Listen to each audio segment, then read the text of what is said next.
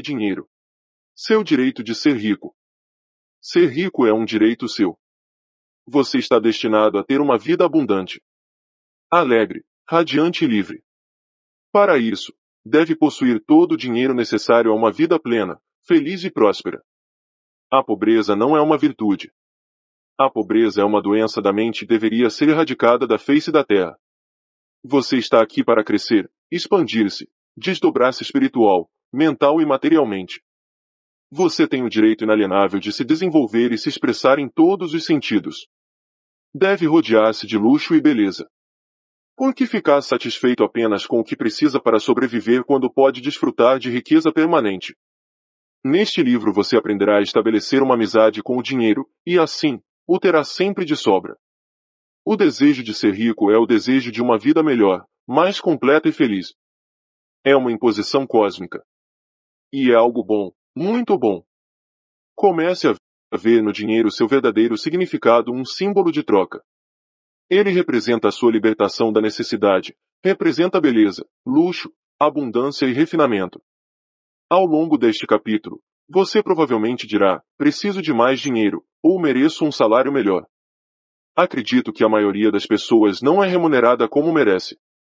Uma das razões pelas quais muitos não possuem mais dinheiro é que, de alguma maneira, silenciosa ou abertamente, eles o condenam. Referem-se ao dinheiro como lucro sujo, ou acreditam que o amor ao dinheiro é a raiz de todos os males. Outra razão para não prosperarem é a de um sentimento oculto e subconsciente de que há virtude na pobreza. Essa imagem pode estar relacionada à educação recebida na primeira infância, às crenças supersticiosas ou à equivocada interpretação das escrituras. Não há virtude na pobreza. A pobreza é uma doença como qualquer outra perturbação mental. Quando você fica doente, fisicamente doente, logo imagina que há algo errado e vai procurar ajuda, ou toma alguma providência para melhorar. Do mesmo modo, se o dinheiro não estiver circulando de maneira constante em sua vida, é sinal de que algo anda radicalmente errado com você. O dinheiro é apenas um símbolo e ao longo do tempo tomou várias formas como meio de troca sal, contas e objetos de todo tipo. No início dos tempos, a riqueza do homem era determinada pelo número de ovelhas ou bois que possuía. Hoje em dia é muito mais conveniente preencher um cheque do que carregar uma porção de carneiros para pagar as contas. Deus não quer que você viva numa cabana nem que passe fome. Ele quer que seja feliz, próspero e bem-sucedido. Deus é bem-sucedido em todos os seus empreendimentos, seja criando uma estrela ou uma galáxia. Você pode desejar dar a volta ao mundo, estudar arte em países estrangeiros, frequentar a universidade ou mandar os filhos a uma escola conceituada. Certamente deseja criar seus filhos em um ambiente agradável, onde possam aprender a apreciar a beleza, a ordem e a harmonia. Você nasceu para ter sucesso, triunfar, vencer todas as dificuldades e desenvolver plenamente todas as suas aptidões. Se falta dinheiro em sua vida, faça algo para mudar essa situação. Descarte imediatamente todas as superstições referentes ao dinheiro. Nunca o considere um mal ou algo sujo. Se fizer isso, o dinheiro criará asas e voará para longe de você. Lembre-se de que você perde aquilo que condena. Imagine, por exemplo, que você encontre ouro, prata, chumbo, cobre ou ferro no quintal. Consideraria isso ruim? Deus determinou que todas as coisas fossem boas. O mal nasce da compreensão obscura do homem, de sua mente não iluminada, de sua falsa interpretação da vida e da má utilização da força divina. Urânio, chumbo ou qualquer outro metal poderia ter sido escolhido para servir como moeda de troca. Usamos papel moeda, cheques, etc. Certamente nenhum deles é um mal. Hoje em dia, físicos e cientistas reconhecem que a diferença entre dois metais está relacionada ao número e à velocidade do movimento dos elétrons em torno de seu núcleo central. Por meio de um bombardeio de átomos num poderoso ciclotron, um metal pode ser transformado em outro. Sob determinadas circunstâncias, ouro transforma-se em mercúrio. Não tardará o dia em que ouro, prata e outros metais serão fabricados sinteticamente nos laboratórios químicos. Não vejo nada de reprovável nos elétrons, prótons ou isótopos. O pedaço de papel no seu bolso é composto de elétrons e prótons distribuídos de forma específica quanto ao número e à sua aceleração, e essa é a única diferença entre o papel e as moedas que você carrega no bolso. Há quem diga: as pessoas matam por dinheiro. Elas roubam. É verdade que o dinheiro está associado a inúmeros crimes, mas isso não o torna um mal. Se um homem der $50 para um outro matar alguém, ele estará fazendo um mau uso do dinheiro, utilizando-o para fins destrutivos. Do mesmo modo, a eletricidade pode ser utilizada para eletrocutar alguém ou para iluminar um lar. A água que mata a sede de uma criança pode ser usada para afogá-la. O fogo pode ser usado para aquecer ou para matar. Se pegar um pouco de terra do jardim e colocá-la na sua xícara de café, isso seria terrível, embora a terra não seja má, nem o café. Porém, a terra estará sendo mal utilizada, seu lugar é no jardim. Da mesma forma, espetar uma agulha no dedo não é culpa da agulha. Esse objeto deve ser espetado na almofada de alfinetes, e não em seu dedo. Sabemos que as forças e os elementos da natureza não têm qualquer maldade intrínseca. Tudo depende do uso que fazemos deles. Certa vez ouvi de um homem: estou falido. Não gosto de dinheiro, ele é a raiz de todos os males. O amor ao dinheiro em detrimento de todas as outras coisas causa desequilíbrio. Você está neste mundo para usar seus dons e sua autoridade com sabedoria. Alguns almejam poder, outros, dinheiro. Se você se decide pelo dinheiro e diz: é tudo o que quero, toda a minha atenção ficará focada no acúmulo de riquezas, nada mais importa. É provável que você conquiste uma fortuna, mas estará esquecendo que está neste mundo para levar uma vida equilibrada. Se você faz parte de algum culto ou grupo religioso e se torna fanático, afastando-se dos amigos, da sociedade e das atividades sociais, você se tornará desequilibrado, inibido e frustrado. A natureza exige equilíbrio. Aquele que dedica todo o seu tempo a coisas externas e bens materiais sentirá falta de paz, harmonia, amor, alegria e saúde. Descobrirá que não pode comprar nada que seja real. Você pode acumular fortuna ou possuir milhões, e isso não é ruim ou condenável, mas o amor ao dinheiro acima de tudo causa frustração, desapontamento e desilusão, e aí está a raiz de todo o mal. Ao tornar o dinheiro seu único objetivo, estará fazendo a escolha errada. Você pode até pensar que isso era tudo o que desejava, mas no fim de todos os seus esforços, vai descobrir que não era só dinheiro que queria. O que realmente ambicionava era uma posição digna, paz de espírito e abundância. Você poderia possuir os milhões que quisesse, e ainda assim ter paz de espírito, harmonia, saúde e a presença de Deus. Todos desejam ter dinheiro, e não apenas o suficiente para sobreviver. Aquele que deseja abundância e riqueza de sobra deveria obtê-la. Os sonhos, ambições e desejos de melhor alimentação, vestuário, moradia e melhores meios de transporte, expressão, procriação e abundância são inspirações divinas, e isso é algo bom.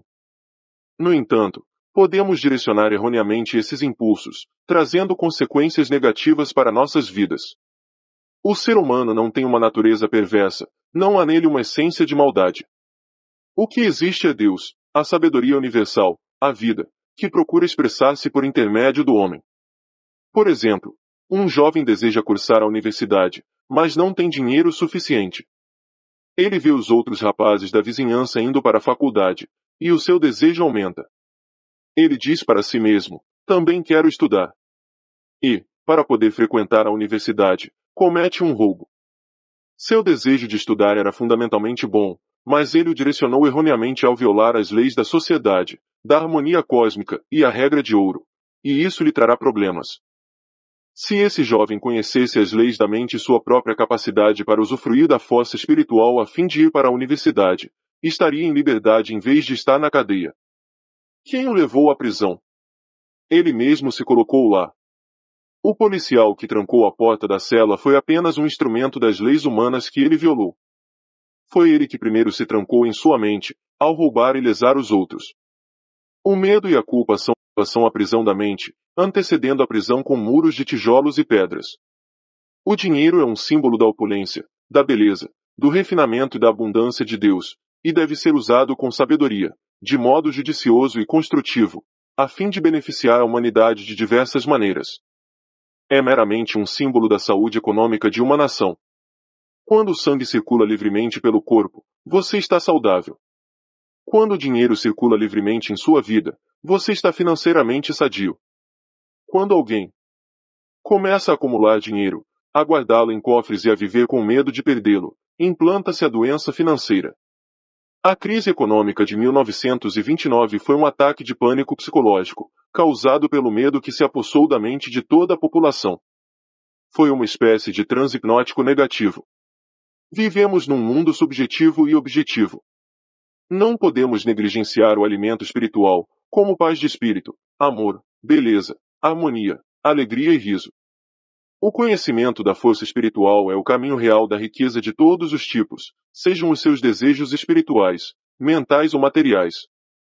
Quem estuda as leis da mente ou do princípio espiritual sabe que, a despeito da situação econômica, da flutuação do mercado de ações, das depressões, greves, guerras ou quaisquer outras circunstâncias, ele sempre estará amparado, independentemente da forma que o dinheiro possa assumir. A razão disso é a consciência da riqueza. Esse estudioso está convencido de que a riqueza flui constantemente na sua vida, proporcionando sempre uma abundância divina. Mesmo que amanhã ocorra uma guerra, fazendo com que todos os seus investimentos percam o valor, como aconteceu com o marco alemão após a Primeira Guerra Mundial, ele continuará atraindo riqueza e estará protegido, seja qual for a nova moeda. A riqueza é um estado de consciência. É um condicionamento da mente à fluência divina. O pensador das leis da mente vê o dinheiro ou a riqueza como a maré, algo que se afasta, mas sempre retorna. A maré nunca falha, assim como também não falha o alimento daquele que confia numa presença imortal, incansável e imutável, que flui incessantemente em sua onipresença. Aquele que conhece o funcionamento do subconsciente não se preocupa com a situação econômica, com as flutuações da bolsa de valores, com a desvalorização ou a inflação da moeda, desde que esteja envolto na consciência da providência divina. Esse homem é sempre abrigado e alimentado pela presença transcendente. Olhai para as aves do céu que não semeiam, não colhem, nem ajuntam em celeiros, e vosso Pai Celestial as alimenta. Não tendes vós muito mais valor do que elas? Mas, comungando conscientemente com a presença divina, reconhecendo que ela nos guia e orienta, que é um farol que ilumina cada passo e também é a luz do nosso caminho, você estará protegido e alcançará a prosperidade divina. Esta é uma maneira simples de imprimir no subconsciente a ideia da fluência constante de riqueza, para as engrenagens de sua mente. Relaxe. Solte-se e mobilize sua atenção. Entre em um estado de sonolência e meditação, com o esforço reduzido ao mínimo, e então, de modo calmo, sereno e passivo, reflita sobre algumas verdades simples. De onde vêm as ideias? De onde vem a riqueza? De onde você veio? De onde vieram o seu cérebro e a sua mente? Você será levado de volta à origem única. Agora, você se encontra em condições de trabalhar espiritualmente. Já não considera um insulto admitir que a inteligência é um estado de espírito. Memorize esta pequena frase e repita-a lentamente para si mesmo durante 4 ou 5 minutos, 3 ou 4 vezes ao dia, especialmente antes de dormir. O dinheiro circula livre e constantemente na minha vida, e há sempre um excedente divino. Ao fazer isso com regularidade, a ideia de riqueza terá acesso à parte mais profunda da sua mente, e você desenvolverá a consciência de riqueza. A repetição mecânica da frase não conseguirá criar essa consciência. É preciso sentir a verdade daquilo que afirma. É preciso saber o que está fazendo e por que o faz. A mente profunda reage a tudo que conscientemente aceitamos como verdadeiro. No início, as pessoas que estão em dificuldades financeiras não obtêm resultados com afirmações como sou rico, sou próspero, tenho sucesso. É possível até que isso provoque um agravamento de sua situação, simplesmente porque o subconsciente aceita apenas uma de duas ideias, aquela que é dominante. Quando alguém diz sou próspero, a sensação de falta é ainda maior e algo diz interiormente, não, você não é próspero, você está falido. O dominante, nesse caso, é a sensação de falta, por isso cada afirmação contrária traz à mente uma reação que produz ainda maior falta. A maneira para um iniciante ultrapassar esse impasse é fazer uma afirmação que tanto o consciente como o subconsciente possam aceitar como válida, de modo a não haver contradições. O subconsciente absorve as crenças, os sentimentos, as convicções, tudo o que aceitamos como verdadeiro. É possível obter a colaboração do subconsciente dizendo, estou prosperando dia a dia, Estou crescendo em sabedoria e riqueza diariamente. Minha riqueza se multiplica a cada dia. Estou avançando, crescendo e melhorando financeiramente. Esse tipo de afirmação não cria conflito na mente. Um vendedor, por exemplo, com apenas 10 centavos no bolso, poderia concordar em que amanhã teria mais. Se vender um par de sapatos amanhã, nada o impede de dizer que suas vendas vão melhorar. Ele poderia dizer: minhas vendas estão aumentando diariamente, estou indo para frente. Você verá que estas frases são psicologicamente aceitáveis para sua mente e produzem o resultado desejado. Os estudiosos mais avançados espiritualmente dizem, com um sentimento de tranquila certeza: sou próspero, sou bem-sucedido, sou rico, e conseguem também excelentes resultados. Por quê? Porque ao pensar, sentir ou dizer sou próspero, reconhecem que Deus é a fonte da infinita prosperidade e tudo supre e que o que vale para Deus vale para eles. Quando dizem sou rico, sabem que Deus é o suprimento infinito, o tesouro inexaurível, e o que vale para Deus vale para eles, pois Deus está dentro deles. Muitos são os que conseguem excelentes resultados concentrando-se em 3 ideias abstratas: saúde, riqueza e sucesso. A saúde é uma realidade divina, uma qualidade de Deus, a riqueza é de Deus, eterna e infinita, e o sucesso também é de Deus, pois ele é bem-sucedido em tudo o que empreende. O meio de conseguir esses resultados fora do comum é se colocar frente ao espelho e repetir, por 5 ou 10 minutos, saúde, riqueza e sucesso. Não se deve dizer sou saudável, ou tenho sucesso, para não criar oposição na mente. Mantenha-se tranquilo e relaxado para que a mente se torne receptiva e passiva, e então repita as 3 palavras. Os resultados irão surpreender você. O que está fazendo é se identificar com verdades que são eternas e imutáveis. Você pode desenvolver uma consciência de riqueza. Coloque em prática os princípios enunciados e explicados neste livro e seu deserto se regozijará e florescerá. Há muitos anos, na Austrália, trabalhei com um rapaz que desejava ser cirurgião, mas não tinha dinheiro para isso, e nem sequer havia terminado o ensino médio. Para se sustentar, limpava consultórios médicos, lavava janelas, e fazia outros bicos. Ele me contou que todas as noites antes de dormir, visualizava um diploma na parede, com seu nome em grandes letras de forma. Habituado a polir diplomas nos consultórios que limpava, não teve dificuldade em fixar a imagem em sua mente.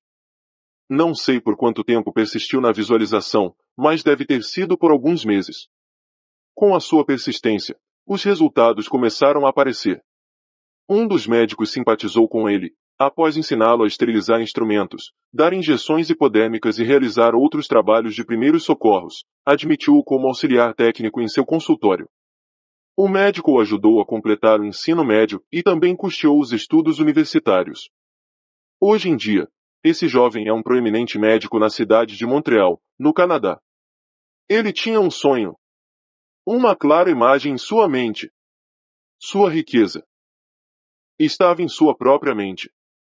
Riqueza é a sua ideia, seu desejo, seu talento, sua vontade de servir, sua habilidade em ser útil à sociedade e seu amor pela humanidade em geral. Sem saber, esse rapaz pôs em funcionamento uma grande lei. Trovad disse: ao visualizar o objetivo, você foge os meios para realizá-lo. O objetivo, no caso deste rapaz, era ser médico. Ao imaginar, ver e sentir a realidade de ser um médico, ao viver com aquela ideia, sustentando-a, nutrindo-a e amando-a até que através de sua imaginação ela penetrasse nas camadas do subconsciente e se tornasse uma convicção, o jovem abriu o caminho para a realização do seu sonho. Ele poderia ter dito: não tenho preparo, não conheço ninguém influente, não tenho mais idade para estudar, não tenho dinheiro, isso levaria vários anos e eu não sou inteligente. Ele teria fracassado antes de começar. Sua riqueza estava no uso da sua força espiritual, que reagiu aos seus pensamentos positivos. Os meios ou a forma pelos quais nossas orações são respondidas sempre nos são ocultos, embora ocasionalmente possamos perceber parte do processo com a intuição.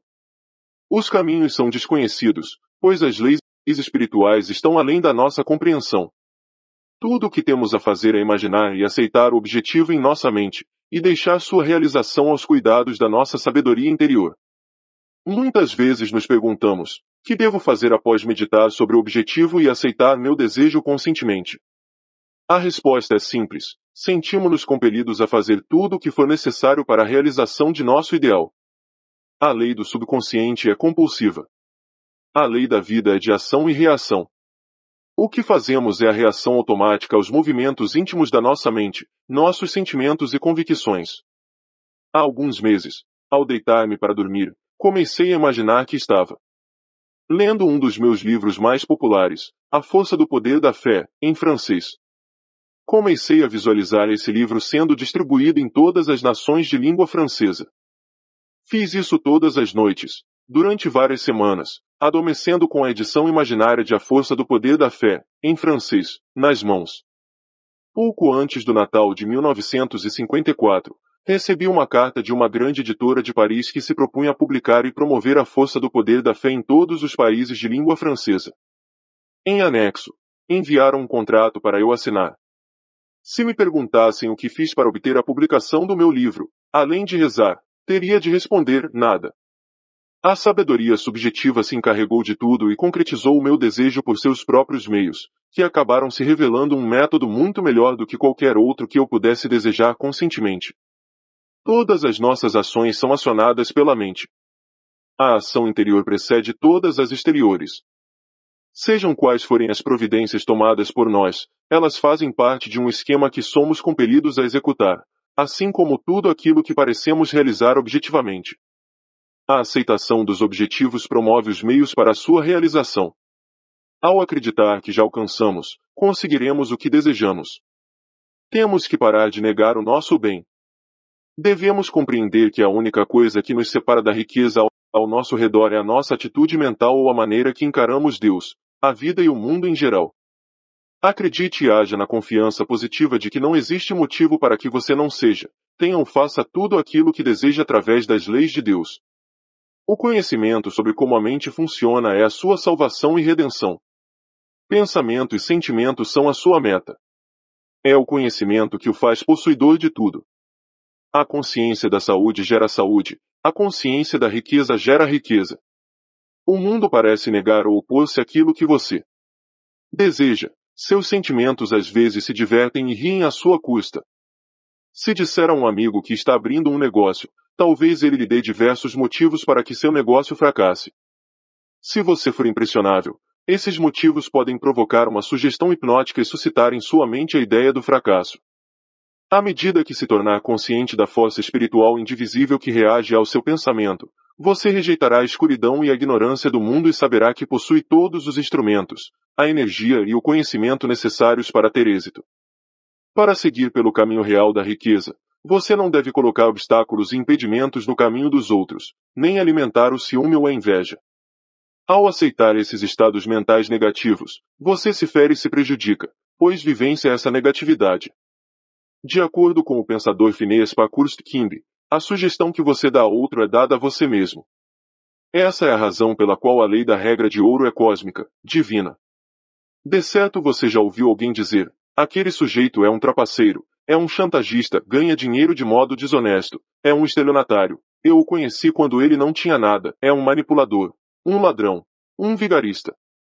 Se analisar aquele que faz esse tipo de afirmação, perceberá que esta pessoa está em má situação ou com algum sofrimento físico ou financeiro.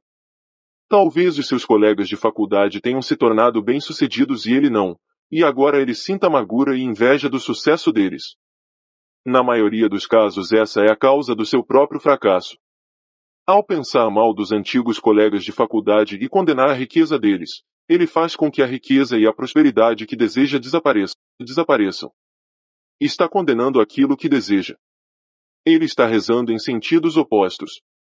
Por um lado, diz, Deus, me dê prosperidade, e por outro, mesmo que não diga, pensa, eu me ressinto da riqueza de fulano. Sempre invoque bênçãos ao próximo e se regozije com sua prosperidade e seu sucesso, pois, ao fazê-lo, atrairá prosperidade e sucesso para si mesmo. Se for ao banco e vir seu concorrente fazendo um depósito 20 vezes superior ao seu, alegre-se e admire a abundância de Deus manifestando-se através de um de seus filhos. Assim estará abençoando e exaltando aquilo pelo que reza. Você multiplica aquilo que abençoa. Você perde aquilo que condena. Se trabalha em uma grande empresa e se ressente por se considerar mal, remunerado e não ser valorizado como merece, inconscientemente você corta seus laços com a empresa. Coloca uma lei em funcionamento, e logo seu superior o chamará para dizer: somos obrigados a despedi-lo. Você mesmo terá causado a demissão. Seu superior será apenas o instrumento para confirmar o seu estado mental negativo. Em outras palavras, ele terá sido o mensageiro que concretizou aquilo que você concebera sobre si mesmo. Esse é um exemplo da lei de ação e reação. A ação foi o movimento interno de sua mente e a reação foi a resposta do mundo exterior, que corresponde ao seu pensamento mais profundo. Talvez ao ler isso você se lembre de alguém que tem enriquecido tirando vantagem de outras pessoas, enganando-as, propondo-lhes maus negócios. A resposta a isso é óbvia, pois se roubamos, trapaceamos ou fraudamos os outros, estamos fazendo o mesmo conosco.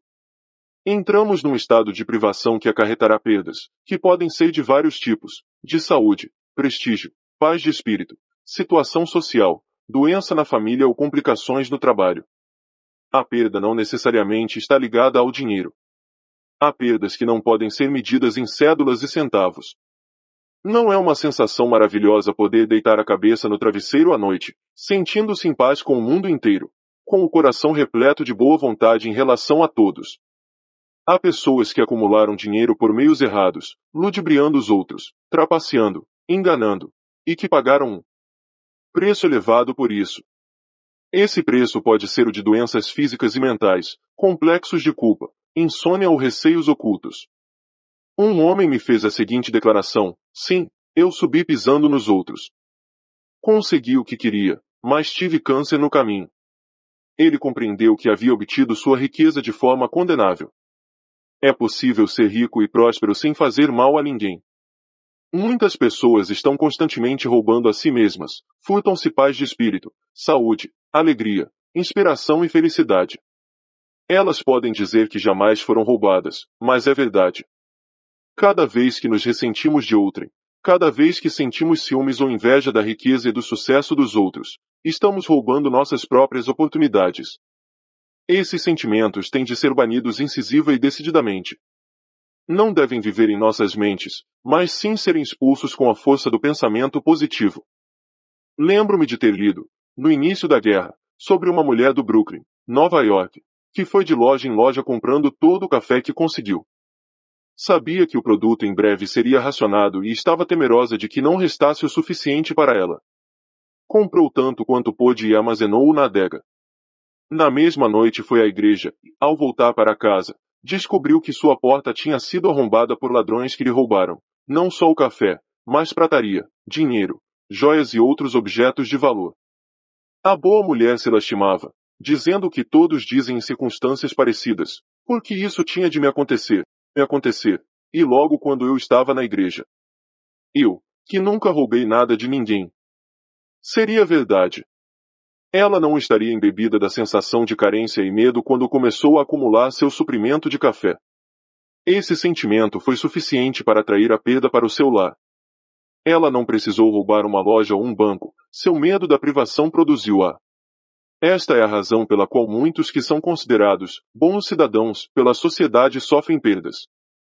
São bons no sentido mundano do termo, isto é, pagam seus impostos, obedecem às leis, votam com regularidade e são generosos com as campanhas de caridade, mas no fundo estão ressentidos com o próximo por sua propriedade, riqueza ou posição social.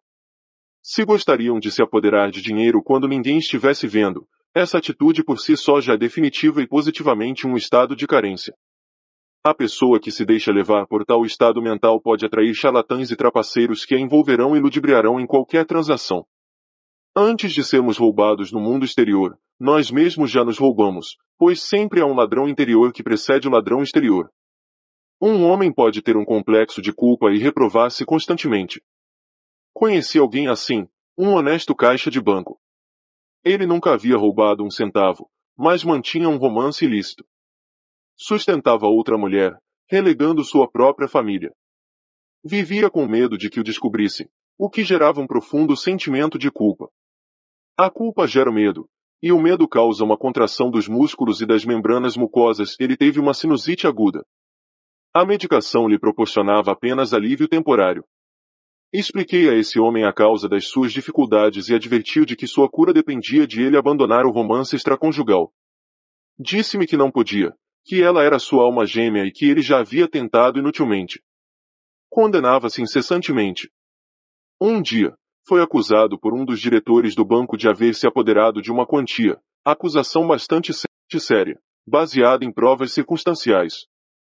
Foi dominado pelo pânico e compreendeu que a única razão pela qual era acusado erroneamente era o fato de que condenava-se o tempo todo intimamente. Verificou então como funciona a mente. Como resultado de se condenar seguidamente no plano interior, acabou sendo acusado no exterior. Imediatamente rompeu suas ligações com a amante, levado pelo choque de se ver acusado de apropriação indébita, e começou prontamente a rezar para obter harmonia e compreensão entre ele e o diretor do banco.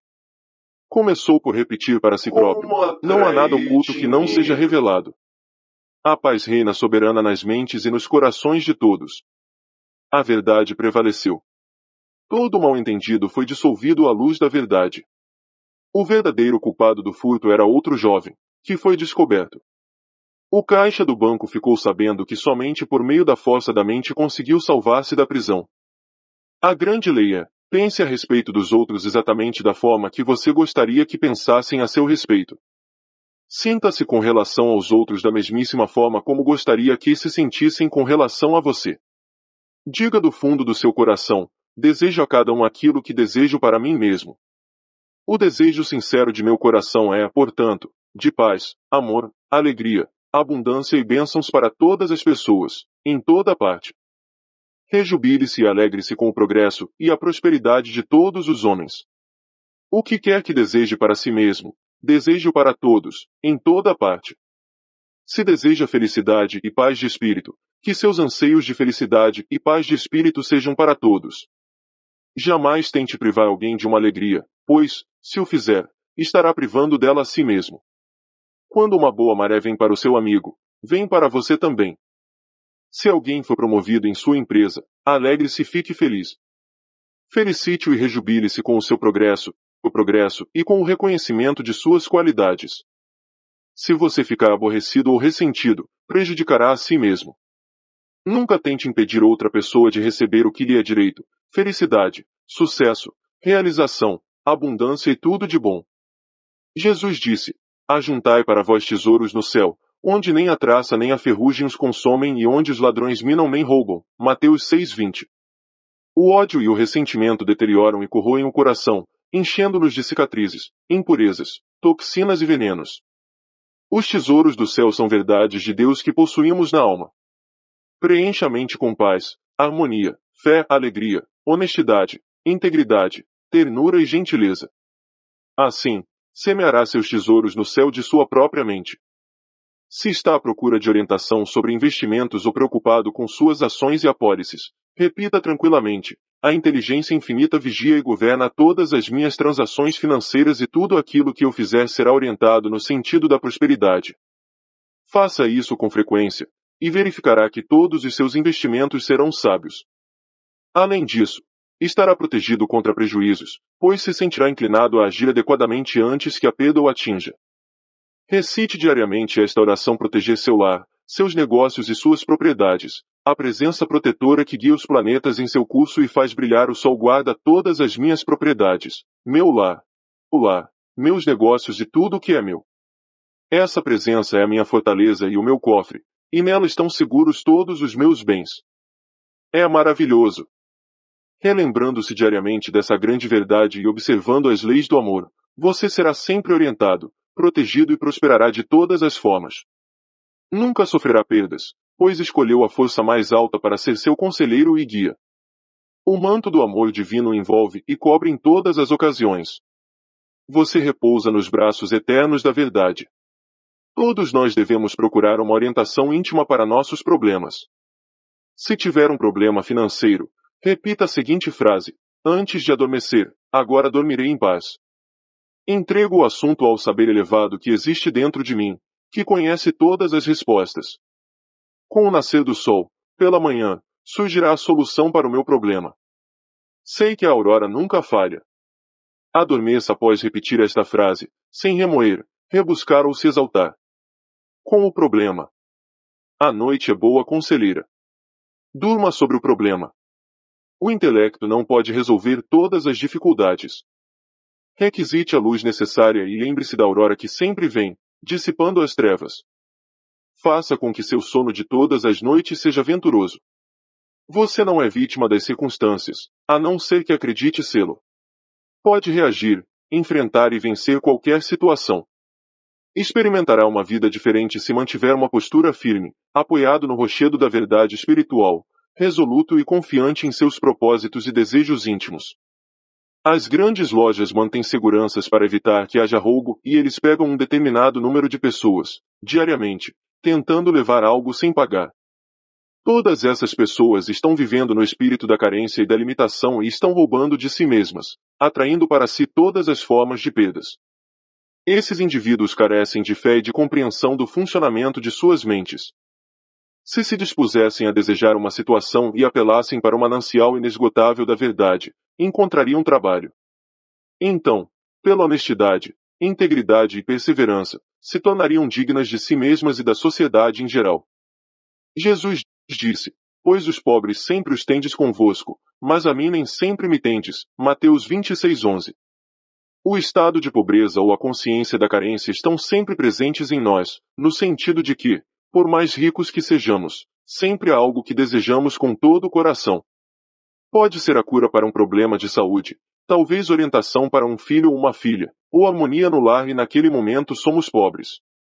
Não saberíamos reconhecer a abundância se não tivéssemos consciência da miséria. Não vos escolhi a vós os 12. Contudo um de vós é o diabo. Mateus 6,70. Seja o rei da Inglaterra ou o menino da favela, todos nascem destinados a sofrer imitações, através das quais crescem e se realizam. Ninguém poderia descobrir a força interior se não existissem os problemas e as dificuldades, esses estados de pobreza que nos espicaçam e obrigam a procurar a solução. Não poderíamos saber o que é alegria se não fossem as lágrimas que vertemos na tristeza. Temos de estar conscientes da pobreza para procurar a libertação e ascender à opulência divina. Os estados de pobreza, como o medo, a ignorância, a preocupação, a carência e a dor não são maus quando levam você a procurar o oposto. Quando você se perde, encontrando uma dificuldade após a outra, quando começa a se fazer perguntas negativas e desesperadas, como, por que será que tudo isto me acontece? Por que será que o azar parece me perseguir? A luz penetrará na sua mente. Através de seu sofrimento, miséria ou dor, você descobrirá a verdade que o libertará. Doces são os usos da adversidade, qual sapo feio e peçonhento que ostenta na cabeça a preciosa joia, escreveu Shakespeare. Pela insatisfação, somos levados à satisfação. Todos os que estudam as leis da vida ficam insatisfeitos com algo. Todos tiveram algum problema ou dificuldade que não puderam resolver, ou não se contentaram com as respostas humanas aos desafios da vida. E todos encontraram sua resposta na presença eterna que existe dentro de cada um a pérola de alto valor, a joia preciosa.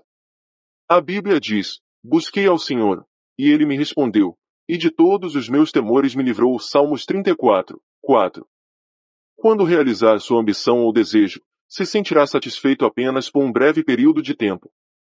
Depois, a ânsia de expansão surgirá novamente. É a vida procurando expressar-se em seu mais alto nível através de você. Quando um desejo é satisfeito, surge outro e depois outro, até o infinito. Estamos aqui para crescer. A vida é progressão, não é estática. Estamos aqui para marchar de glória em glória. Não há fim para essa marcha, pois a glória de Deus é infinita.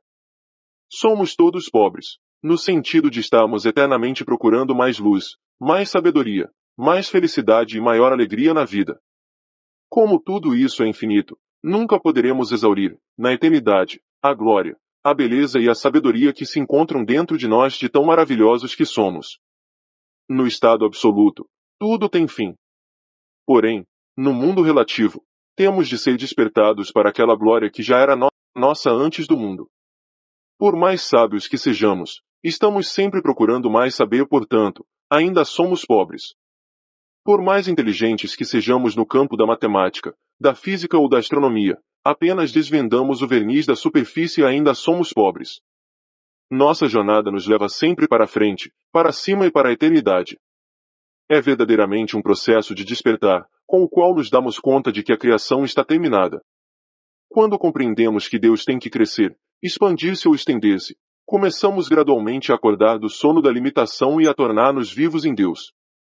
À proporção que as camadas de medo, ignorância e transe caem de nossos olhos, começamos a ver a realidade como Deus enxerga.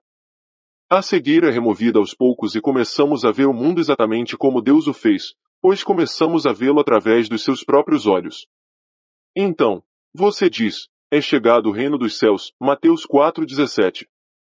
Alimentemos o pobre, que está dentro de nós, vistamos as ideias nuas e demos-lhes forma com a crença na realidade da ideia, confiantes de que o grande fabricante que está dentro de nós lhe dará forma e a tornará concreta. Então nossa palavra, ideia, se transformará em carne, tomará forma. Quando temos fome, estados de pobreza, procuramos alimento. Quando preocupados, procuramos tranquilidade. Quando doentes, procuramos saúde, e quando enfraquecidos, procuramos forças. Nosso desejo de prosperidade é a voz interior dizendo-nos que a abundância nos pertence. Portanto, através de nossos estados de pobreza, encontramos incentivo para crescer, expandir-nos e concretizar e realizar nossos desejos. A dor que você sente no ombro é uma bênção disfarçada, ela lhe diz que é preciso tomar uma providência imediata. Se não houvesse dor ou indicação do mal, algo muito ruim poderia ocorrer com o seu braço. A dor é um sistema de alarme de Deus que lhe indica a necessidade de procurar paz e força curativa, de sair da escuridão para a luz. Quando sentimos frio, acendemos uma fogueira. Quando temos fome, comemos. Quando nos falta algo, devemos entrar numa consciência de opulência e fartura. Devemos imaginar o objetivo alcançado e rejubilarmos-nos com ele. Imaginando o objetivo alcançado e sentindo-o como verdadeiro, fabricamos os meios para a sua realização. Quando estiver preocupado e receoso, supra sua mente com as grandes verdades que resistiram aos séculos e durarão para sempre. Poderá, então, obter conforto espiritual meditando sobre os grandes salmos. Por exemplo, o Senhor é meu pastor, nada me faltará, Deus é meu refúgio, minha salvação, a quem temerei, Deus é o auxílio sempre presente na hora do perigo, ele me cobrirá com seu manto e me protegerá, com Deus é maioria, se Deus estiver do meu lado. Quem poderá ficar contra mim? Tudo faço com a força que Deus me proporciona. Deixe que as vibrações positivas destas verdades invadam sua mente e seu coração, e elas expulsarão todos os receios, dúvidas e preocupações, por meio deste processo meditativo. Absolva outra grande verdade espiritual. Um coração feliz torna o semblante alegre, um coração feliz é uma festa contínua, um coração feliz age como um remédio benfazejo, um espírito aflito resseca o corpo, portanto, lembra-te de que podes pôr em ação os dons divinos, que tens dentro de ti.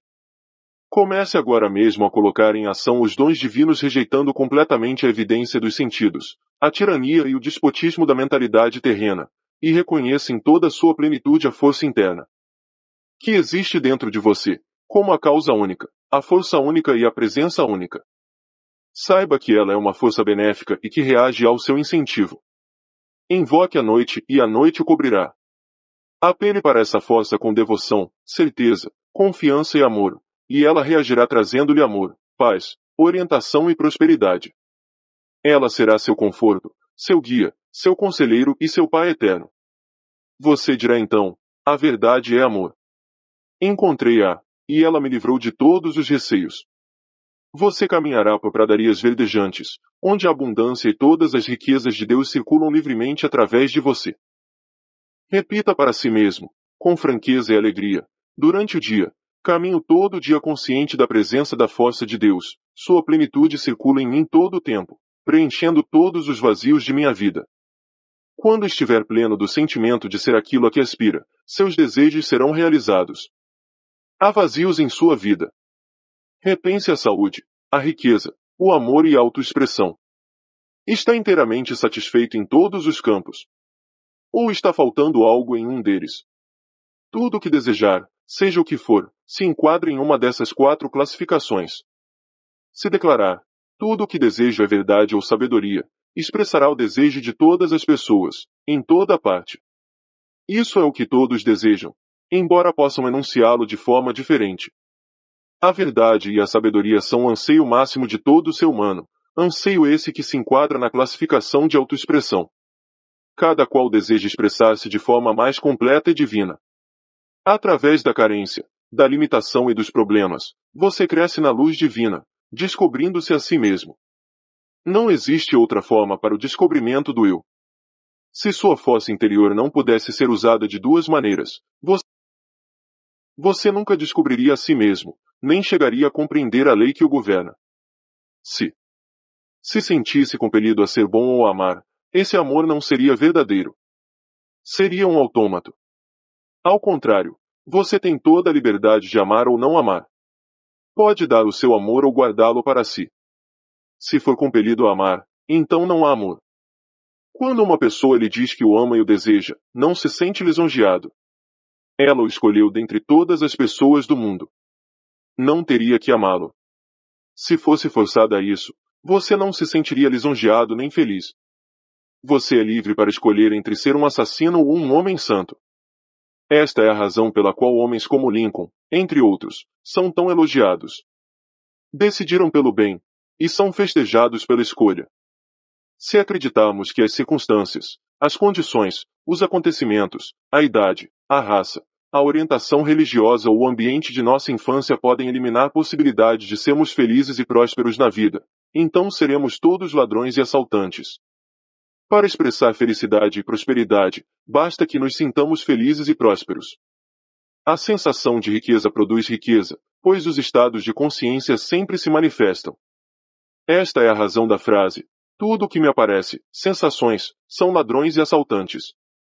Sensação é a lei, e a lei é sensação. Sua ânsia de prosperidade é realmente uma promessa divina de que a riqueza celestial pode lhe pertencer. Aceite essa promessa sem qualquer reserva. King assemelhava suas preces à atuação de um advogado defendendo uma causa diante do juiz. Esse grande mestre das leis da mente dizia que podia provar a inocência do réu, demonstrando que o indivíduo era apenas vítima de mentiras ou falsas crenças. Você é o juiz, você mesmo dá o veredicto e determina sua própria liberação. Os pensamentos negativos de carência, pobreza e fracasso são todos falsos e mentirosos, pois nada há para comprovar sua veracidade. Só existe uma força espiritual, uma causa original. Por isso, pare de dar força às condições, circunstâncias e opiniões alheias. Dê toda a força ao poder espiritual que reside em você, sabendo que ele reagirá satisfatoriamente aos pensamentos de abundância e prosperidade. Reconhecendo a supremacia do espírito e a força de seus próprios pensamentos ou imagens mentais, estará no caminho da opulência, da liberdade e da satisfação constante. Aceite a ideia de uma vida perfeita e abundante em sua mente, e essa aceitação mental, mesclada a uma expectativa de riqueza, encontrará suas próprias formas de expressão. À proporção que ingressar no estado de espírito da opulência, tudo o que é necessário à vida abundante começará a acontecer. Você é agora o juiz que chega a uma decisão na Corte de Justiça da Mente. Da mesma forma que Kim o fazia, terá apresentado provas irrefutáveis, demonstrando como funcionam as leis da mente e estará livre de receios. Totalmente focada Terá condenado e exterminado todos os pensamentos de medo e superstição que existem na mente. O medo é o que nos leva a agir, não é realmente mal, pois serve para nos dizer que devemos nos movimentar em sentido contrário, no sentido da fé em nós mesmos e em todos os valores positivos. Faça desta frase a sua oração diária, guarde-a em seu coração: Deus é a fonte dos meus suprimentos. Sua riqueza flui em mim de forma profusa, copiosa e abundante. Tenho permanente consciência do meu real valor. Partilho os meus talentos com generosidade e sou recompensado de forma divinamente maravilhosa. Muito obrigado, Pai. O caminho da riqueza. A riqueza está na mente. Imagine por um momento que o diploma de um médico fosse roubado, junto com o equipamento de seu consultório. Estou certo de que todos concordariam que a riqueza desse médico está em sua mente. Ele poderia continuar seu trabalho, diagnosticando doenças, prescrevendo remédios, operando e fazendo conferências sobre assuntos médicos. O que havia sido roubado eram apenas símbolos, que podiam ser substituídos. Sua riqueza encontrava-se em sua capacidade mental, seu conhecimento sobre tratar doentes e sua habilidade de contribuir para o bem da humanidade em geral. Sempre se é rico quando se tem o desejo de contribuir para o bem da humanidade. O anseio de servir, de colocar os seus talentos ao serviço dos outros, sempre encontrará resposta no coração do universo. Conheci um homem em Nova York durante a crise financeira de 1929 que perdeu tudo o que tinha, incluindo a casa e as economias de toda a sua vida. Conheci-o após uma conferência feita por mim em um dos hotéis da cidade. Ele me disse: perdi tudo. Juntei $1 milhão em 4 anos. Farei isso outra vez. Tudo o que perdi foi um símbolo. Posso atrair de novo o símbolo da riqueza, da mesma forma como o mel atrai as moscas. Acompanhei a carreira desse homem durante alguns anos a fim de descobrir a fórmula do seu sucesso.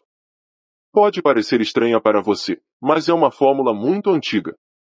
O nome que ele deu a ela foi transformar a água em vinho.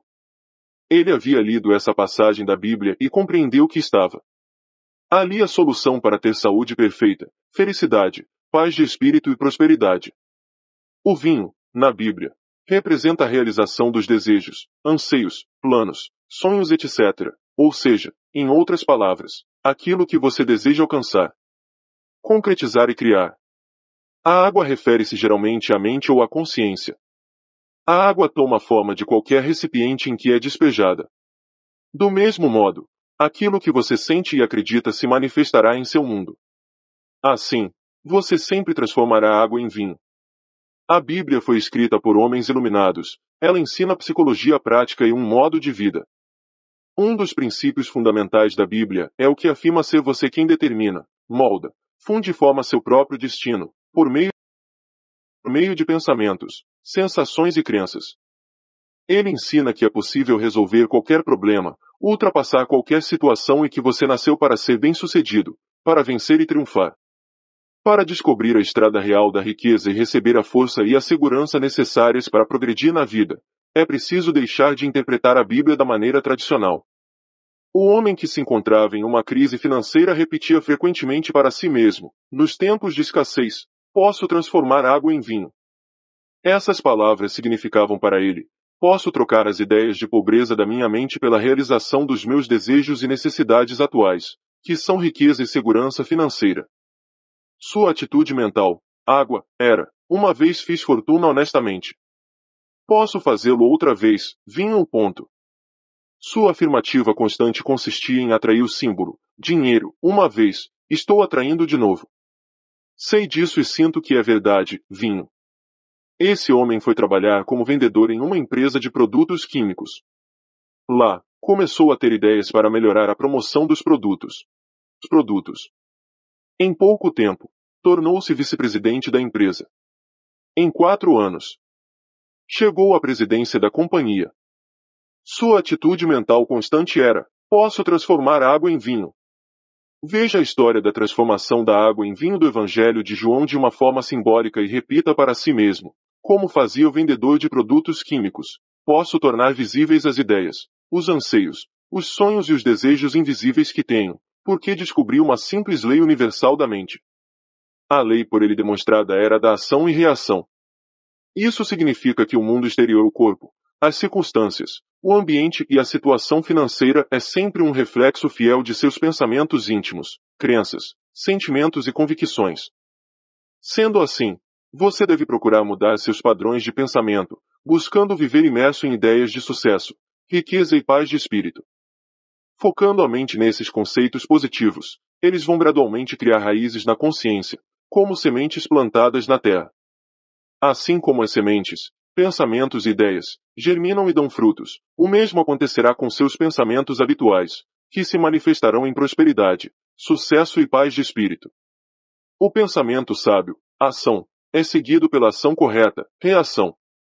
Você pode conseguir riquezas quando tomar consciência do fato de que a prece é uma festa de casamento. A festa é psicológica. Você medita, banqueteia-se mentalmente sobre sua bondade ou seu anseio, até fundir-se com o objeto de sua meditação. Vou contar-lhes agora uma história verídica, de como uma jovem realizou seu primeiro milagre transformando água em vinho. Ela gerenciava um bonito salão de cabeleireiro. Sua mãe adoeceu, e ela foi forçada a ficar muito tempo em casa, cuidando da doente, e acabou deixando o trabalho de lado. Durante sua ausência, 2 funcionários desviaram dinheiro. Ela foi à falência, Perdeu a casa e viu-se privada de dívidas. Desempregada, não tinha como pagar as contas do hospital. Expliquei a essa jovem a fórmula mágica de transformação da água em vinho. Deixei claro que por vinho devia entender a resposta às suas orações ou a concretização de seu ideal. Ela estava em conflito com o mundo exterior. Olhe para os fatos, dizia, perdi tudo, o mundo é cruel. Não posso pagar minhas contas. Não posso rezar, pois perdi toda a esperança. Estava tão absorta e envolvida no mundo material, que havia esquecido completamente a causa interna de sua situação. À medida que conversávamos, ela começava a entender que precisava resolver as contradições de sua mente. Seja qual for seu desejo ou ideal ao ler este livro, você também encontrará em sua mente um pensamento ou ideia que a ele se oponha.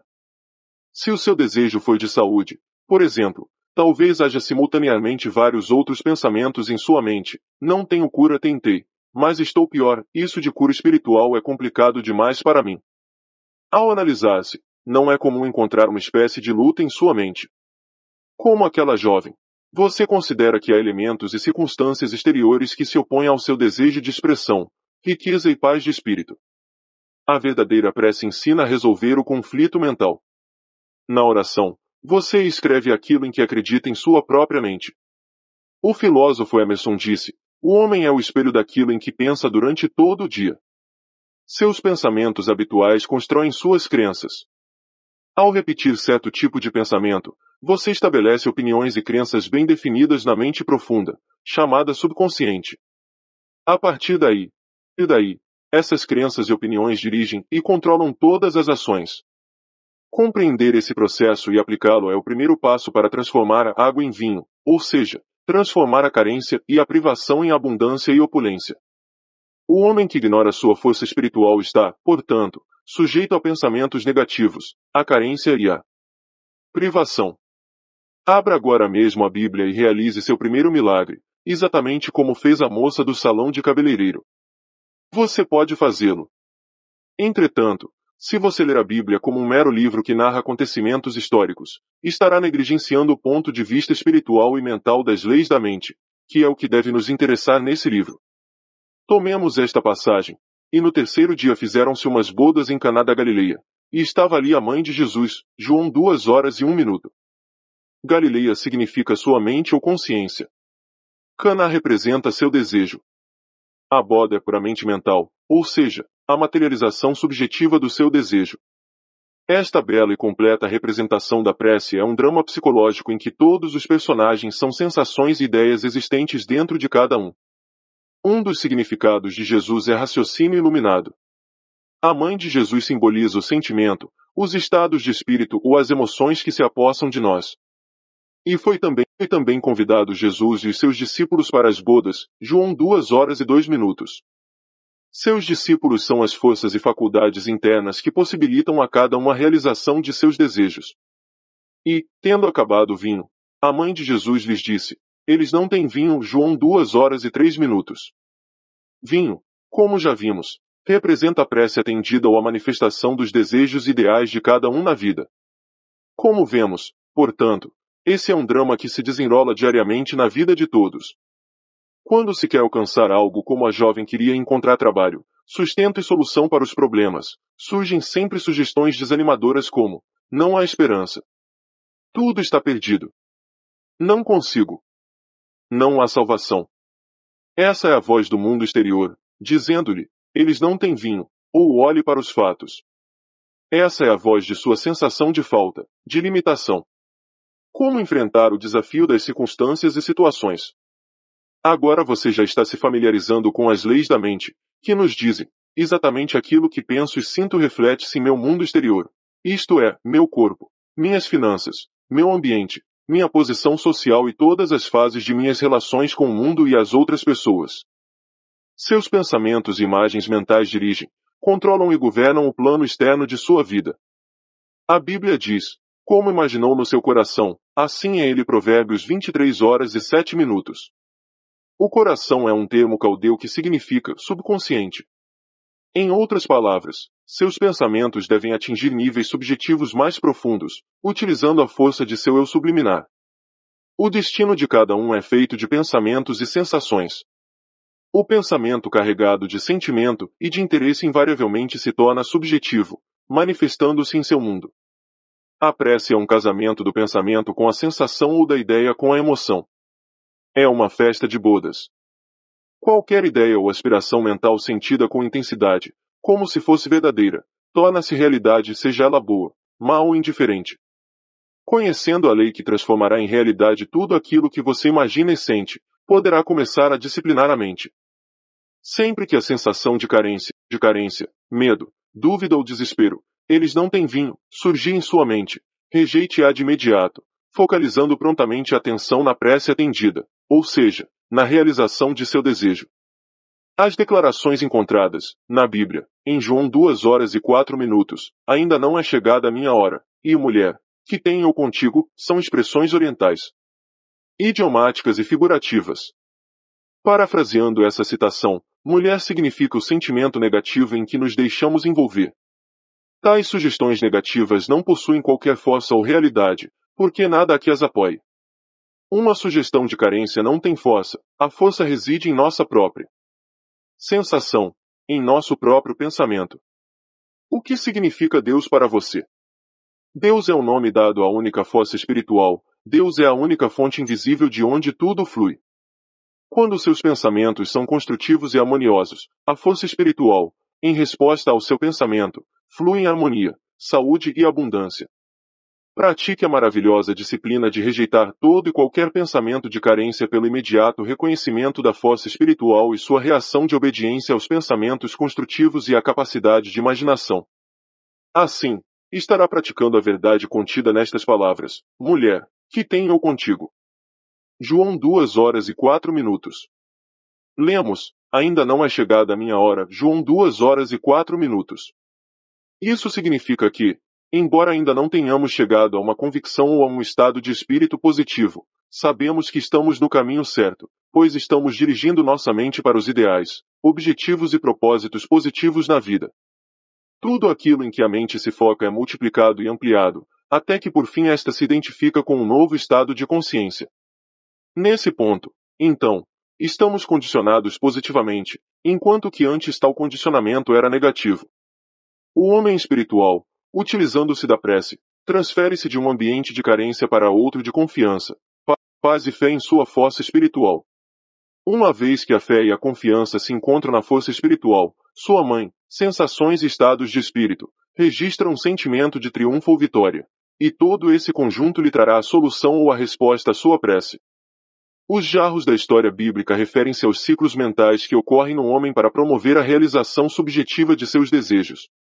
O tempo consumido pode ser um instante, uma hora, uma semana ou um mês, dependendo do grau de confiança e do estado de consciência do indivíduo. Na prece, devemos, antes de mais nada, limpar a mente de falsas crenças, receios, dúvidas e ansiedades, desligando-nos inteiramente da evidência sensorial e do mundo exterior. Recolhidos à paz e à quietude de nossas mentes, cujas engrenagens fizemos parar propositadamente, começamos então a meditar sobre a alegria da prece atendida até que se forme uma certeza íntima que nos dá a sensação de saber que sabemos. Quando conseguimos fundir-nos, entrosar-nos, com o nosso desejo, formando um só, teremos atingido o estado de casamento mental, ou seja, as bodas ideais da sensação com a ideia. Com certeza você deseja casar-se com, unificar-se com a saúde, a harmonia, o sucesso e a realização de todas as suas aspirações. Cada vez que você faz uma prece, está tentando realizar a festa das bodas de Caná, realização de seus desejos ou ideais, está desejando identificar-se mentalmente com os conceitos de paz, sucesso, bem-estar e saúde perfeita. E encheram-nas até em cima, João 2 horas e 7 minutos. Os 6 jarros representam sua própria mente no ato criador mental e espiritual. É preciso que a mente fique repleta, cheia até em cima, o que significa que precisamos ficar completamente saciados da sensação de ser aquilo que desejamos. Quando conseguirmos preencher a mente com o ideal que esperamos ver realizado ou expressado, estaremos então cheios, até em cima. Nesse ponto podemos cessar as preces, pois já sentimos a realidade em nossa mente. Já sabemos. Atingimos aí um estado total de consciência e estamos em paz. E ele lhes disse: Tirai agora e levai ao chefe dos serventes. João 2 horas e 8 minutos. Tudo que for impregnado em seu subconsciente invariavelmente se concretiza no mundo exterior. Como consequência, quando atingimos um estado de convicção de que nossa prece será atendida, estamos dando o comando: levai ao chefe dos serventes. Estamos sempre comandando nossa festa mental. Durante o dia, centenas de pensamentos, sugestões, opiniões, visões e sons chegam às nossas mentes, aos nossos olhos e ouvidos. Podemos rejeitá-los, como inadequados para o consumo mental, ou aceitá-los, à nossa escolha. A consciência, a razão e o intelecto são os donos da festa. Quando escolhemos conscientemente aceitar, meditar, banquetear-nos com determinada ideia e imaginar o desejo de nosso coração como verdadeiro, ele se torna vivo e se integra em nossa mentalidade, de forma que nosso subconsciente materialize e lhe dê expressão. Isso quer dizer que tudo aquilo que imprimimos no nosso interior se expressará objetivamente. Os sentidos ou a mente consciente projetam a concretização de nossos anseios. Quando o consciente dá conta do processo, água transformada em vinho, entra no estado de espírito da prece atendida. A água poderia ser considerada também a força espiritual amorfa e invisível, a consciência incondicionada. O vinho é justamente a consciência condicionada, ou seja, as crenças e convicções que emanam da mente. Os servos que recolhem água para nós representam paz, confiança e fé. De acordo com a força de nossa fé ou nossas sensações, o bem é atraído para nós. Procure, portanto, assimilar os princípios espirituais que são discutidos neste livro, procure estimá-los, apaixonar-se por eles. No primeiro milagre realizado por Jesus, aprendemos que a prece é uma festa de bodas, ou seja, a unificação da mente com os seus desejos. O amor é a realização da lei. O amor é, na verdade, um apego emocional, uma sensação de unificação com o que nos é caro. Devemos ser leais àquilo que amamos. Devemos ser leais aos nossos objetivos ou ideais. Quando flertamos ou mantemos uma união mental com o medo, a dúvida, a preocupação, a ansiedade ou as falsas crenças, não estamos sendo leais ao objeto de nosso amor. O amor, portanto, é de unificação, um estado de realização. Quando esta representação simples foi explicada à jovem do salão de cabeleireiro, ela se tornou mentalmente rica. Compreendeu o significado e tratou de pô-lo em prática em sua vida. Ela sabia que a água, sua própria mente, fluiria e encheria todos os jarros vazios, em resposta ao seu novo modo de ver e sentir a realidade. À noite, a jovem ficava imóvel, com o corpo completamente relaxado, e começava a utilizar a mente para formar uma série de imagens construtivas, seguindo as seguintes fases. Primeira fase. Começava a imaginar o gerente do seu banco felicitando-a pelos volumosos depósitos feitos por ela. Mantinha essas imagens na mente por 5 minutos. Segunda fase. Em sua imaginação, ouvia sua mãe dizendo-lhe: "Sinto-me tão feliz com a sua nova situação." Continuava a ouvir essa frase na voz da mãe, com uma entonação alegre e feliz, durante 3 a 5 minutos. Terceira fase. Imaginava vividamente a cerimônia de seu casamento, ouvindo de forma distinta a voz do juiz a dizer com solenidade: "Eu vos declaro marido e mulher." Completada essa rotina, adormecia, sentindo-se inteiramente satisfeita, isto é, invadida pela sensação de alegria da prece atendida. Nada aconteceu durante 3 semanas. Na realidade, a situação piorou muito, mas ela perseverou, recusando-se a reconhecer o fracasso. Sabia muito bem que para crescer espiritualmente precisava, ela também, realizar seu primeiro milagre, transformando seu medo em fé e sua sensação de carência em outra de opulência e prosperidade, transformando a consciência, água, nas situações, circunstâncias e experiências que desejava vivenciar. Consciência, certeza, realidade, princípio, espírito, ou o que quer que o chamemos, esse elemento é a causa de tudo, pois é presença e força. A força espiritual que existe dentro de nós é a causa e a substância de tudo e em tudo se manifesta, nos pássaros, nas árvores, nas estrelas, no sol, na lua, na terra, no ouro, na prata e na platina. É a causa e a substância de todas as coisas. Nenhuma outra existe. Depois de compreender isso, a jovem sabia que a água, consciência, poderia tornar-se um elemento provedor, na forma de dinheiro, posição social, expressão verdadeira, saúde para sua mãe, companheirismo e uma vida repleta de significado. Vislumbrou de repente essa verdade simples mas profunda e declarou: aceito tudo de bom que me é destinado. Nesse ponto já sabia que nada nos pode ser ocultado. Deus está dentro de nós, aguardando ser descoberto e trazido à tona. Em menos de um mês, essa jovem casou-se e ouviu o juiz pronunciar as mesmas palavras que havia tantas vezes imaginado em seu estado de meditação e relaxamento: eu vos declaro marido e mulher. Recebeu do marido, de presente de núpcias, um cheque de $24.000 e uma viagem ao redor do mundo. Sua nova função como especialista em beleza era de enfeitar sua casa e seu jardim e fazer com que o deserto de sua mente se rejubilasse e florisse como as rosas. Ela havia transformado água em vinho. A água, sua consciência, ficou carregada ou condicionada por sua constante e sincera imaginação da felicidade. Essas imagens, quando mantidas regulares e sistematicamente, com plena convicção na força criadora da mente profunda, desabrocham da escuridão subconsciente e vêm à luz, concretizadas no mundo exterior. Há, no entanto, uma regra importante: não expor esse filme revelado à luz nociva do medo, da dúvida, do desespero e da preocupação.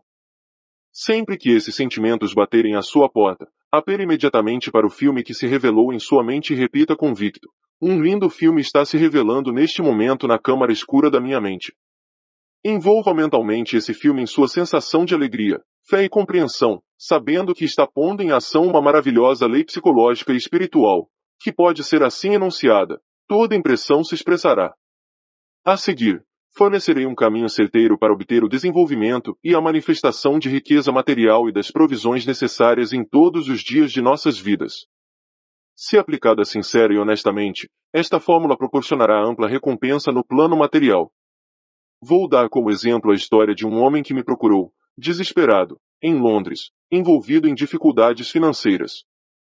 Era membro da igreja anglicana e havia se dedicado, até certo ponto, ao estudo do funcionamento do subconsciente. Aconselhei-o a repetir frequentemente durante o dia: Deus é a fonte da minha abundância, e todas as minhas necessidades são saciadas, em todos os momentos no tempo e pontos no espaço. Aconselhei-o ainda a refletir sobre toda a vida animal deste mundo e sobre todas as galáxias do espaço, que são regidas e protegidas por uma infinita inteligência, sobre a exuberância da natureza, sobre os peixes do mar e os pássaros do ar, que, todos, têm suas necessidades plenamente satisfeitas. Ele começou a dar-se conta de que desde o seu nascimento havia sempre sido recebido cuidados. Alimentado pela mãe, vestido pelo pai e vigiado com amor e ternura por seus pais. Raciocinou e chegou à conclusão de ser ilógico pensar que o princípio da vida, que lhe deu alento e sempre cuidou dele, poderia repentinamente cessar de agir em seu favor. Compreendeu que ele mesmo havia cortado suas fontes de suprimento ao tomar uma atitude negativa para com seu patrão e para consigo mesmo, condenando-se e criticando-se por sua própria sensação de falta de valor.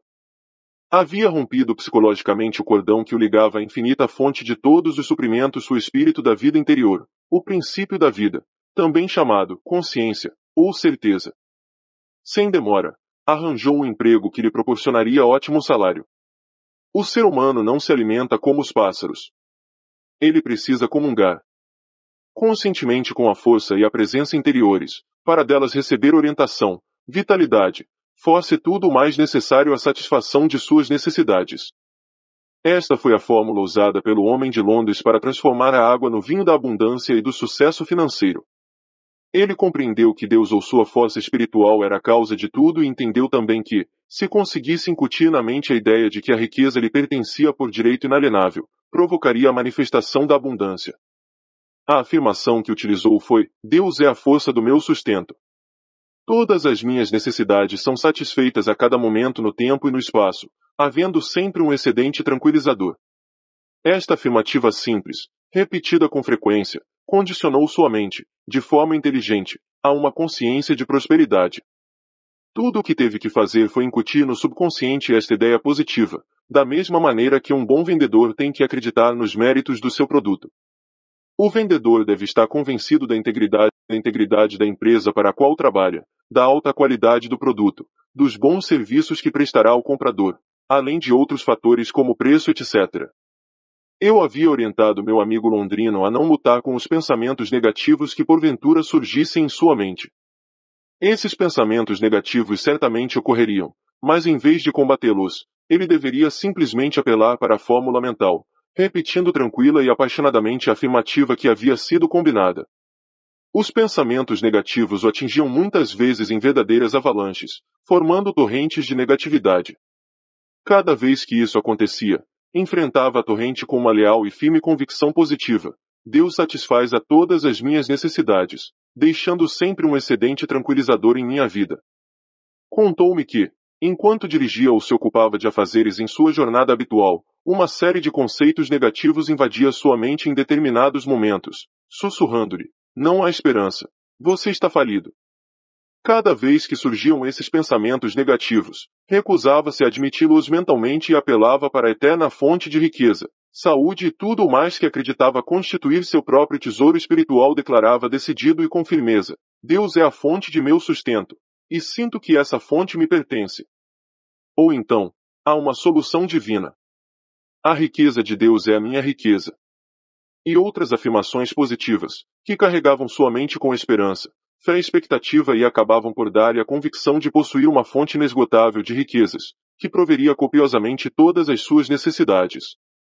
Os fluxos de pensamentos negativos podiam assaltá-lo com muita frequência todas as vezes que ele se recusava a abrir a porta de sua mente a esses gangsters assassinos e ladrões que só visavam a roubar-lhe a paz, a riqueza, o sucesso e todas as coisas boas do espírito.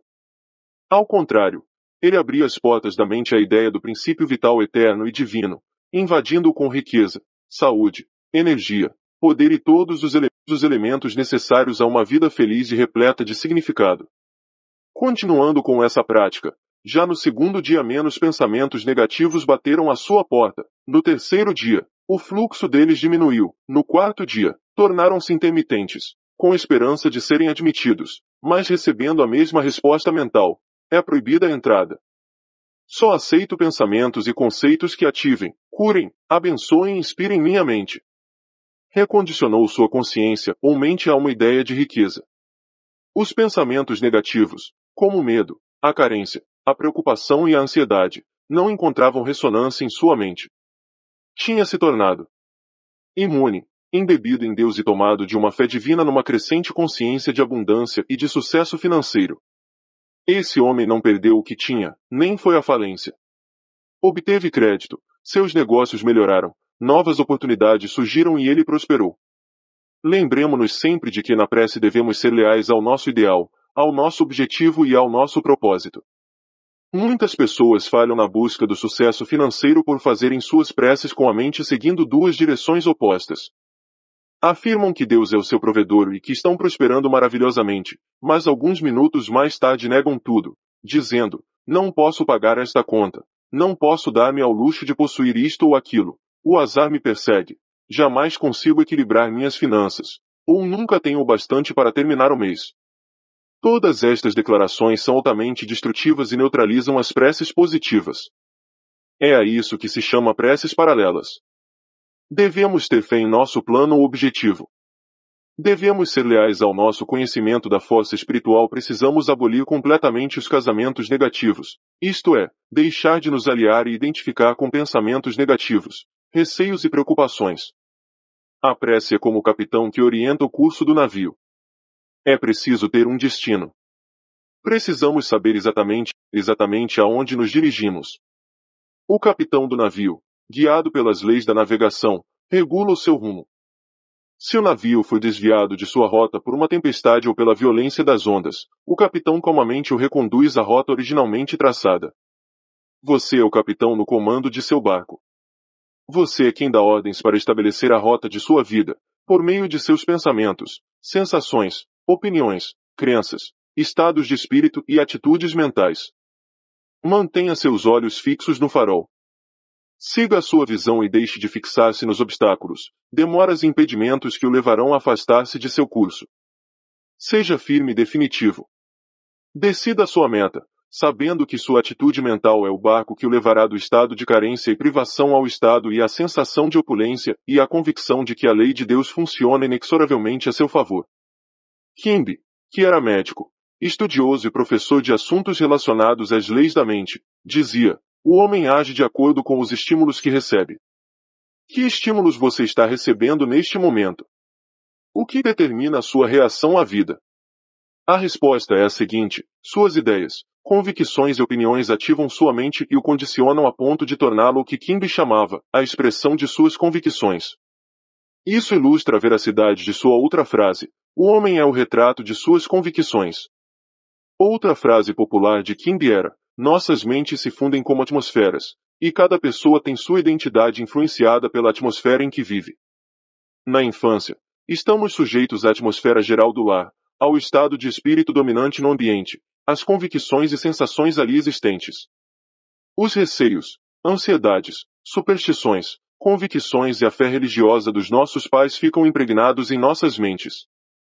Uma criança, quando educada num lar atingido pela miséria, onde nunca houve o suficiente para viver, se habitua a ouvir constantes queixas de falta e privação.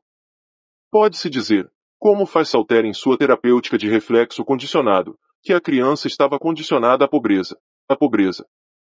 Mais tarde, o jovem poderá sofrer de um complexo de pobreza, causado pela atmosfera em que foi criado, impregnado de experiências e convicções negativas.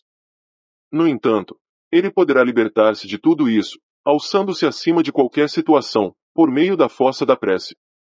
Conheci um rapaz de 17 anos nascido em Hell's Kitchen, Cozinha do Inferno, em Nova York. Esse rapaz assistiu a uma série de palestras minhas naquela cidade e compreendeu que era uma vítima do pensamento negativo e destrutivo, e que se não tratasse de reorientar sua mente no caminho construtivo, seria escravizado pelo medo, pelo fracasso, pelo ódio e pela inveja. O homem age de acordo com os estímulos que recebe. É evidente, como dizia Kimby, que, se a pessoa não cuidar de sua própria casa, mente, cairá na propaganda hipnótica do medo, das falsas convicções e das preocupações materiais. Nossas mentes estão imersas em velhas crenças na doença, na morte, na infelicidade, nos acidentes, nos fracassos e em desastres diversos. Devemos procurar seguir a injunção bíblica: saí do meio deles e apartai-vos. 2 Coríntios 6:17. Devemos identificar-nos mental e emocionalmente com as verdades eternas que resistiram à prova do tempo. O jovem de quem falava resolveu pensar e agir por si próprio. Decidiu enveredar pela estrada real da riqueza, aceitando de uma vez por todas a abundância de Deus e impregnando sua mente com ideias e conceitos espirituais. Ao fazê-lo, sabia que automaticamente expulsaria todos os padrões negativos. Resolveu adotar um processo simples, chamado imaginação científica. Possuidor de uma bela voz, nunca havia tentado desenvolvê-la ou treiná-la. Expliquei-lhe que a imagem em que sua mente se fixasse seria desenvolvida em seu subconsciente e se concretizaria. Ele compreendeu de que se tratava de uma lei mental, a lei da ação e reação, isto é, a reação do subconsciente ao quadro mental composto no consciente. O jovem habituou-se a sentar em silêncio em seu quarto, relaxava todo o corpo e imaginava-se vividamente cantando diante de um microfone. Concentrava-se tanto na imagem, que chegava a estender as mãos para pegar o microfone e tinha a sensação de tocá-lo. Depois, imaginava que era felicitado pelo maravilhoso contrato que havia assinado e pela beleza de sua voz. Dedicando toda a sua atenção a essa imagem mental de forma regular e sistemática, conseguiu gravar uma profunda impressão em seu subconsciente. Pouco tempo depois, um professor italiano de canto conheceu e percebeu seu potencial, passando a lhe dar aulas regulares e gratuitas. Em pouco tempo, ele conseguiu um contrato para o exterior, com apresentações na Europa, na Ásia e na África do Sul. Foi o fim de suas preocupações financeiras, pois o salário era muito bom. Seu talento oculto e sua habilidade para exteriorizá-lo constituíam sua verdadeira riqueza. Deus nos dá talento e força. Cabe a nós revelá-los. Você se lembra de haver se perguntado alguma vez: como poderei ser mais útil ao meu semelhante? Ou como poderia contribuir mais para o bem da humanidade? Um pastor amigo meu contou-me das dificuldades financeiras por que passaram ele e a igreja, no início de sua carreira. O processo por ele empregado foi repetir uma oração simples com a qual conseguiu milagres: Deus me revela a melhor maneira de apresentar a verdade divina aos meus semelhantes. Os donativos jorraram. A hipoteca foi paga em poucos anos e desde então ele nunca mais teve preocupações com dinheiro. Ao ler este texto, Você aprendeu que os sentimentos, os estados de espírito e as convicções sempre controlam e governam o seu mundo exterior. O movimento da mente controla o mundo exterior. Para mudar o exterior, você precisa primeiramente mudar o interior. Assim na terra como no céu. Ou seja, na sua mente como no seu corpo, no seu tempo e no seu espaço. A Bíblia diz, nada encoberto que não haja de ser descoberto, Lucas 12h02. Por exemplo, se você estiver doente, estará revelando um padrão mental e emocional que é a causa da doença. Se você está aborrecido ou recebeu notícias trágicas, revelam na face, nos olhos, gestos, tom de voz, pose e maneira de andar. Em realidade, todo o seu corpo revela seu sofrimento. Você poderá, naturalmente, com disciplina mental e prece, manter-se absolutamente sereno e tranquilo, negando-se a atrair externamente seu estado de espírito e seus sentimentos. Poderá ordenar aos músculos de seu corpo que se relaxem, se acalmem e se mantenham quietos. O corpo obedece à mente. Seus olhos, face e lábios não revelarão qualquer sinal de aborrecimento, raiva ou tristeza.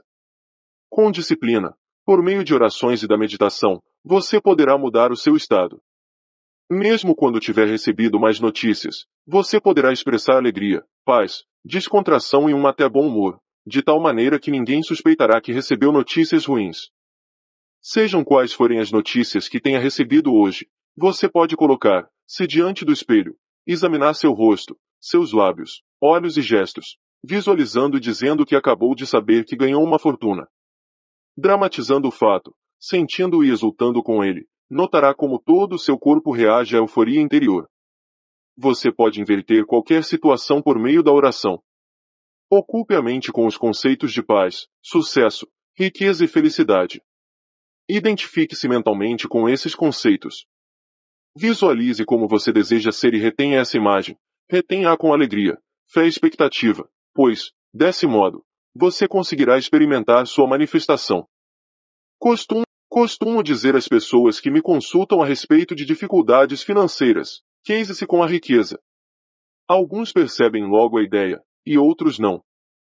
Como sabem todos os estudiosos da Bíblia, o cônjuge de cada um é aquilo a que cada um se aliou mentalmente, aquilo com que cada um se juntou, se unificou. Em outras palavras, tornamos real tudo aquilo que imaginamos. Se você se convencer de que o lugar é cruel, frio, rude, um lugar em que os devoramos. Outros, esse conceito é seu, você está se casando com ele, dessa união nascerão filhos. O produto de um casamento mental desse tipo serão suas experiências e circunstâncias ao longo dos acontecimentos de sua vida. Todas as suas experiências e reações à vida serão um retrato fiel das ideias que as geraram. Repare na diversidade de companhias com que vive o ser humano: medo, dúvida, ansiedade, crítica, ciúme e raiva. Sentimentos que criam um caos na mente. Case com a riqueza, declarando de modo sincero e convicto: Deus supre todas as minhas necessidades com a riqueza de sua glória. Ou então adote a seguinte declaração, repetindo-a diversas vezes com toda a convicção, até que sua consciência esteja condicionada ao que ela se torne parte de sua meditação: estou inteiramente realizado e tenho uma renda maravilhosa. Entretanto, não repita isso como um papagaio, e sim sabendo que seu pensamento está sendo gravado em seu subconsciente, à proporção que se torna um estado condicionado de consciência. Permita que a frase se encha de significado para você, impregnando-a de vida, amor e sentimento, para que se torne realidade. Um rapaz que assistiu à minha série de palestras abriu recentemente um restaurante. Telefonou-me para dizer que havia se casado com um restaurante, querendo dizer que havia decidido ter muito sucesso, sendo diligente e perseverante para que seu negócio pudesse prosperar. A esposa desse rapaz, esposa mental, era sua convicção na realização de seu desejo. Identifique-se com seu objetivo na vida e cesse de unir-se a críticas, autocondenações, raivas, receios e preocupações. Dedique toda sua atenção ao ideal escolhido, enchendo-se de fé e confiança na lei inevitável da prosperidade e do sucesso. Você nada alcançará amando seu ideal por um minuto e negando no minuto seguinte. Isso dá no mesmo que misturar um ácido com um alcaloide, do que resulta uma substância inerte. Ao escolher a estrada real da riqueza, deve acreditar firmemente no ideal escolhido, seu cônjuge. Encontramos várias passagens na Bíblia que se relacionam com estas verdades. Por exemplo, e da costela que o Senhor Deus tomou do homem, formou uma mulher. Gênesis 2 horas e 22 minutos. Sua costela é o seu desejo, ideia, plano, conceito, finalidade ou objetivo na vida. Eva significa a emoção, a sensação ou o estado de espírito. Isso quer dizer que você sempre tem que perfilhar a ideia. A ideia precisa de paz, precisa ser amada e sentida como verdadeira, a fim de concretizar seu objetivo na vida. A ideia é o pai e a emoção é a mãe. Este é o casamento que se está sempre realizando em sua mente. O filósofo Russell Spensky falava de um terceiro elemento que acompanha a união dos desejos e das sensações. Chamava-o de elemento neutro. Podemos chamá-lo paz, pois Deus é paz. A Bíblia diz, e o governo estará sobre os seus ombros, Isaías, 9 horas e 6 minutos. Em outras palavras, a sabedoria divina será seu guia. Deixe que a sabedoria subjetiva dentro de você guie, oriente e governe todos os seus passos. Entregue-se a essa presença interior, sabendo no coração e na alma que ela dissipará sua ansiedade, curará seus males e restaurará a constância e a tranquilidade em sua alma. Abra a mente e o coração e diga: Deus é meu piloto. Ele me guia. Ele me faz prosperar e é meu conselheiro. Dia e noite, faça a seguinte prece: sou um canal em que a riqueza divina flui incessante, copiosa e livremente. Inscreva essa frase no coração e na mente. Mantenha-se sintonizado com a glória de Deus. Aquele que não conhece o funcionamento de sua mente está sempre sobrecarregado de inquietação e preocupações, pois não aprendeu a transferir essa carga à presença interior, o que libertaria da mesma facilmente. O monge Zen, a quem o discípulo perguntou, o que é a verdade? Respondeu de forma simbólica, retirando o fardo que levava às costas e colocando-o sobre o chão. O discípulo perguntou-lhe então, mestre, como funciona? O monge, sempre em silêncio, retomou o fardo, colocou-o de volta às costas e partiu pela estrada cantando baixinho. O fardo é o seu problema. Você o transfere à sabedoria subjetiva, que tudo conhece e tudo sabe realizar, possuindo todas as respostas. Recolocar o fardo às costas significa que, embora eu continue com o problema, estou agora mentalmente descansado e aliviado da carga, pois invoquei a sabedoria divina para agir em meu nome. Por isso, posso cantar o triunfo, sabendo que a resposta à minha prece está a caminho. Canto, portanto, de alegria pelo bom encaminhamento do problema. É maravilhoso. Todo homem põe primeiro o vinho bom, e, quando já tem bebido bem, então o inferior, mas tu guardaste até agora o bom vinho. João, 2 horas e 10 minutos. Esta verdade bíblica acontece com todo aquele que se inicia no conhecimento das leis da mente. Ele se lança em campo com espírito elevado e grandes ambições. É como a vassoura nova que varre muito bem, e está repleto de boas intenções, mas muitas vezes se esquece da fonte da força. Não se mantém fiel ao princípio que a habita, que é efetivo, e que o salva de suas experiências negativas e o conduz ao caminho da liberdade e da paz de espírito. Começa a distrair-se mental e emocionalmente com ideias e pensamentos estranhos ao seu objetivo original. Assim, não é fiel ao ideal que desposou. É preciso se convencer de que seu interior aceitará todos os seus pedidos e, sendo o grande Criador, os atenderá, realizando o que você deseja, por meio de suas próprias fórmulas.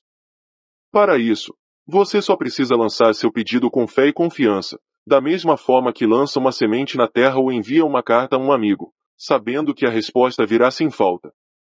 Você já esteve entre dois grandes rochedos e ouviu o eco de sua voz. O princípio da vida que existe em nós responde da mesma forma. Você ouvirá o eco de sua própria voz. A sua voz é o movimento de sua mente, é a sua jornada psicológica, em que você se banqueteou mentalmente com uma ideia, até ficar satisfeito, e depois descansou. Conhecendo essa lei e sabendo utilizá-la, certifique-se de que jamais se deixará embriagar por poder, arrogância, orgulho ou presunção. Utilize essa lei para fazer o bem, curar, inspirar e elevar os outros e a você mesmo. Geralmente usamos erroneamente a lei, aproveitando-nos de maneira egoísta de nosso semelhante. No entanto, quando o fazemos, prejudicamos-nos e atraímos o mal para nós mesmos. O poder, a segurança e a riqueza não são obtidos externamente. Surgem do tesouro da eternidade que reside em nós.